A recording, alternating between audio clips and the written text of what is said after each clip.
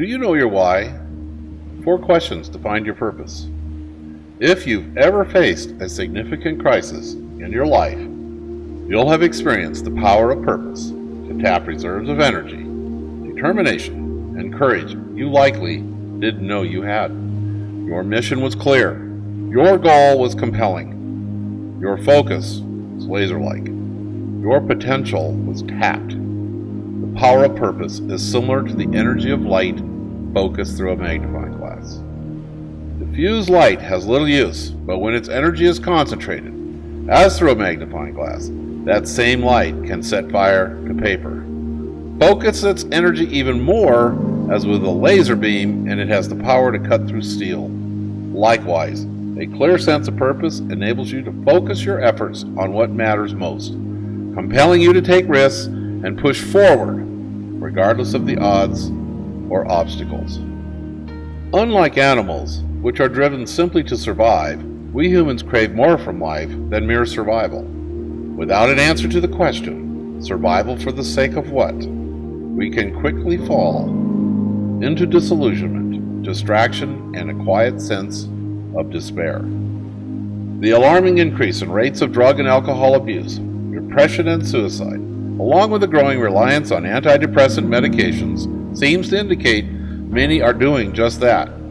Likewise, a quick glance at employee engagement statistics points to a crisis of purpose and meaning on an unprecedented scale. Given we're wealthier today than at any time in history, there is clearly a marked difference between well-off and well-being. Friedrich Nietzsche, a German philosopher, once said, "He who has a why can endure anyhow." Knowing your why is an important first step in figuring out how to achieve the goals that excite you and create a life you enjoy living versus merely surviving. Indeed, only when you know your why will you find the courage to take the risks needed to get ahead. Staying motivated when the chips are down and move your life onto an entirely new, more challenging, and more rewarding trajectory. Certainly this has been the experience of Tom Hale, whose company Backroads topped $100 million in revenue in 2014. And he states, quote, "My passion for bringing active travel experiences to more people has driven me over the last 35 years, unquote. In a recent interview, Tom shared that in the first 7 years of starting Backroads, he put in enormous effort for little return. Quote, "Given the hours I worked, I think I was earning about 35 cents an hour," he joked. However, while I knew we had to make money to grow, I was never driven by the money. Once I got clear that this was my life's work, doing something else was never an option, unquote. Tom's leadership of Backroads, from a small startup to a major player in the travel industry, has created an organization whose employees are as passionate about his company's mission as him.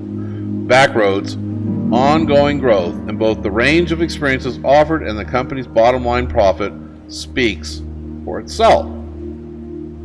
While there's no one pathway for discovering your life's purpose, there are many ways you can gain deeper insight into yourself and a larger perspective on what it is that you have to offer the world.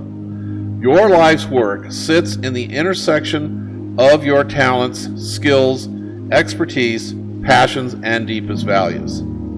Reflect on the corresponding 4 questions to help find the sweet spot that sits in the intersection between what you care about, what you can contribute, and what will be valued most. Lily Tomlin once said, "I always wanted to be somebody. I should have been more specific." Think forward 20, 30 years from now. Who is it that you want to be for the people around you? Who is it that you want to have been in the intervening time? When I wrote my book, Stop Playing Safe, I started it with a chapter on Know Your Why. Know what it is that you really want to do and who is it that you really want to be. You know, there's a lot of reasons these days for people to play safe and avoid risk and not really step out of their comfort zone in any area of their life, much less in their career. But for you to achieve what you're capable of achieving, you have to be willing to step outside your comfort zone. And to find the courage to do that, you have to start with knowing what is it that matters most to you. What is it that really gives you a deeper sense of purpose? How is it that you want to measure your life? So I'd like you to think about what your answers are to these questions, and the reason being that I want you to find an intersection between them all, because when you find an intersection between what you're naturally good at and where the needs of the world intersect, that's where you find your purpose. So what is it that you're naturally good at? Where is it that you add the greatest value? What is it that inspires you and makes you come alive? What do people count on you for and really look to you for when they have problems and challenges? I encourage you to really try and find where it is that you feel the greatest sense of reward and meaning in your life. Because when you can find your why, it'll allow you to figure out anyhow. What makes you come alive? The word inspire comes from the Latin meaning to breathe life into. Accordingly, when you are working towards things that inspire you, it literally makes you feel more alive. What makes you come alive isn't referring to taking your dream holiday or watching your favorite team play football, unless you're called to a career as a football coach or commentator. It's better than that. I'm talking about a why that moves up the food chain from being about you to being about something bigger than you. It's about connecting with what you're passionate about. Knowing that when you focus your attention on endeavors that put a fire in your belly, you grow your impact and influence in ways that nothing else can. You don't have to declare at this point that you want to invent the next iPod, solve the world's energy problems, or cure cancer, though you might.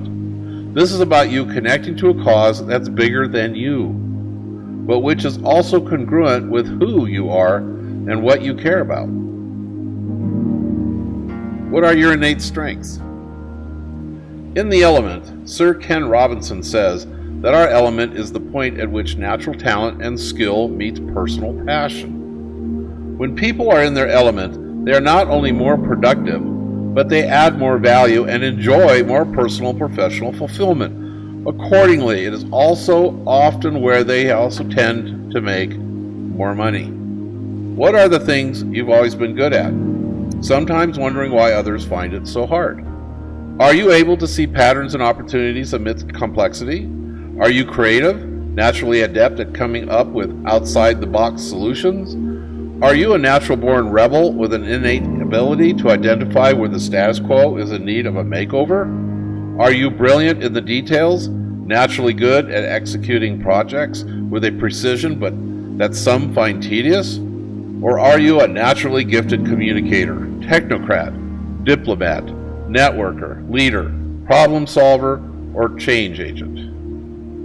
Of course, you can always be passionate about things you have no natural talent for, and talented at things for which you hold little passion. However, experience has shown me that we rarely aspire toward ambitions we have no natural talent to achieve, as civil rights leader Howard Thurman once wrote.